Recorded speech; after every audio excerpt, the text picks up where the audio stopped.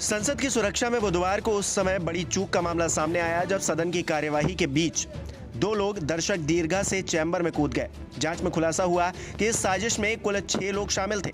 इनमें से 2 लोगों ने सदन के भीतर हंगामा किया तो 2 ने बाहर विरोध प्रदर्शन किया। इसके अलावा 2 लोग फरार भी बताए जा रहे हैं। मामले में 4 लोगों को गिरफ्तार किया गया है।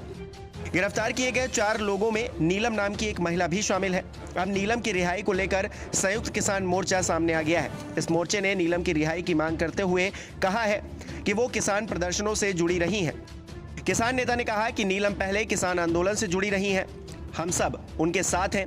उन्होंने कहा कि नीलम ने बेरोजगारी से ग्रस्त होकर संसद पर हमले का ये बड़ा कदम उठाया है। संयुक्त किसान मोर्चा के सदस्य और किसान नेता आजाद पालवा इस बीच नीलम के घर भी पहुंचे।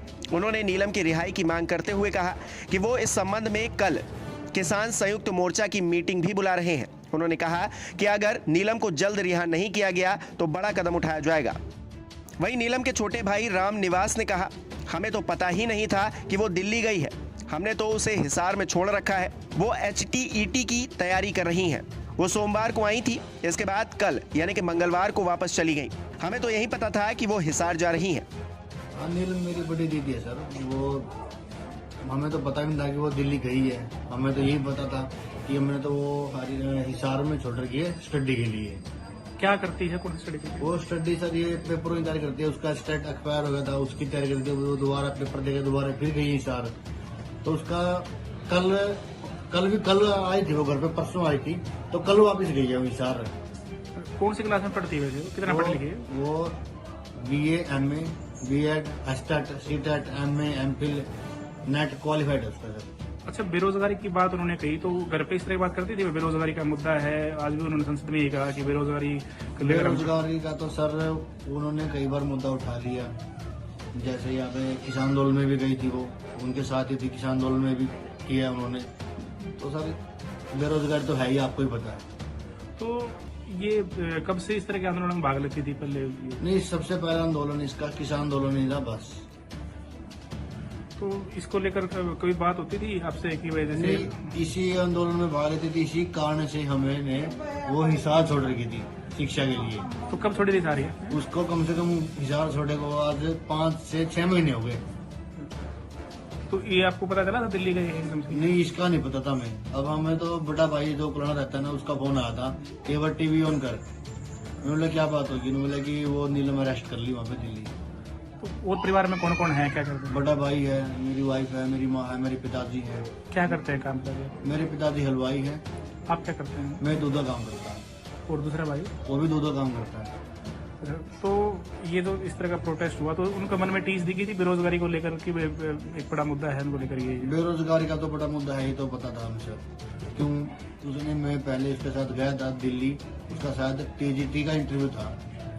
तो उसमें हमने देखा हमारे सामने ही बिल्कुल, जो जिसके नंबर भी कम थे वो तो ले ली, और वो बोले कि आपका नीलम देवी है, एफिडेविट बनवा के लेके आओ। अब दिल्ली से यहाँ पे एफिडेविट कैसे बनवा के लेके जाएंगे?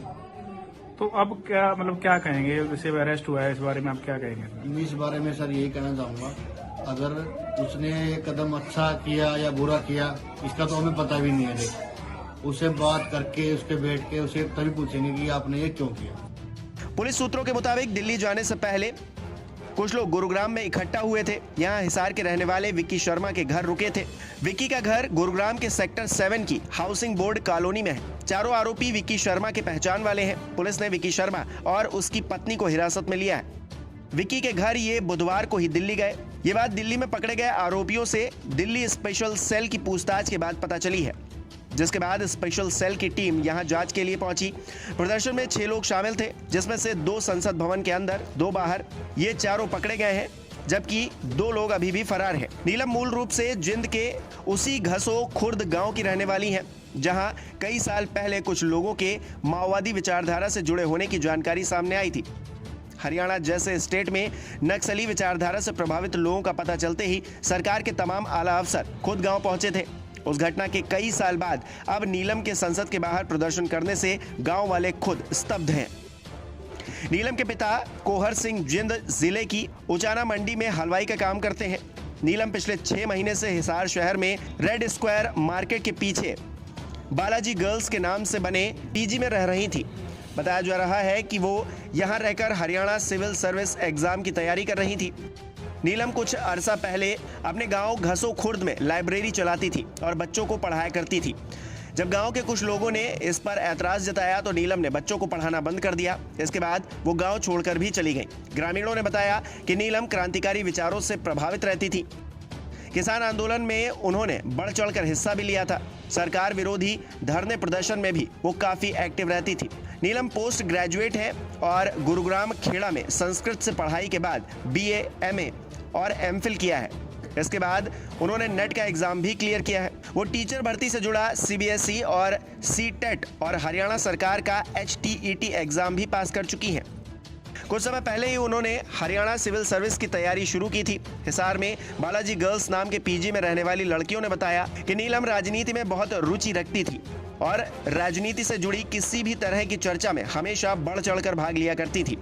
वो पीजी में भी रहने के दौरान कई घंटे तक पढ़ाई किया करती थी। नीलम के परिवार में माता पिता के अलावा 3 बहनें और 2 भाई भी हैं। उनके चाचा घसो खुर्द गांव में ही किराने की दुकान चलाते हैं। घसो खुर्द गांव के लोगों ने कहा कि उन्होंने काफी समय से उन्हें नहीं देखा। अब उसे संसद भवन के बाहर प्रदर्शन करते हुए टीवी चैनल्स पर देख रहे हैं। दिल्ली पुलिस जब गिरफ्तार कर नीलम को ले जा रही थी तब उसने कहा कि भारत सरकार द्वारा हम पर अत्याचार किए जा रहे हैं। हम अपने हक की बात करते हैं तो लाठीचार्ज करके हमें दबा दिया जाता है, हमें टॉर्चर किया जाता है। हमारे पास कोई माध्यम नहीं था, इसलिए प्रदर्शन किया। हम किसी संगठन से जुड़े हुए नहीं हैं। हम स्टूडेंट्स हैं और बेरोजगार हैं। हमारे माता पिता मजदूरी करते हैं। हमारी बात कोई नहीं सुनता। हमारी आवाज़ हर जगह दबाई जाती है, लेकिन ये तानाशाही नहीं चलेगी। वहीं नीलम की मां सरस्वती देवी घसो खुर्द गांव में अपने घर में मौजूद है। सरस्वती देवी ने बताया कि उनकी आज सुबह ही बेटी से बात हुई थी। तब नीलम ने उनसे ध्यान से अपनी दवाएं लेने को कहा था। नीलम ने उन्हें नहीं बताया कि वो दिल्ली में है।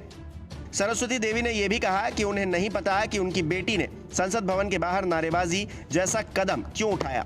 संभवतः उसने नौकरी ना पाने पर ऐसा किया हो। नमस्कार, मैं हूं मानक गुप्ता। अगर आपको हमारा ये वीडियो पसंद आया हो तो इसे लाइक और शेयर जरूर करें और हाँ, हमें सब्सक्राइब और फॉलो करना ना भूलें ताकि आप देश और दुनिया की कोई खबर मिस ना करें। तो जुड़े रहिए हमारे साथ और देखते रहिए News 24।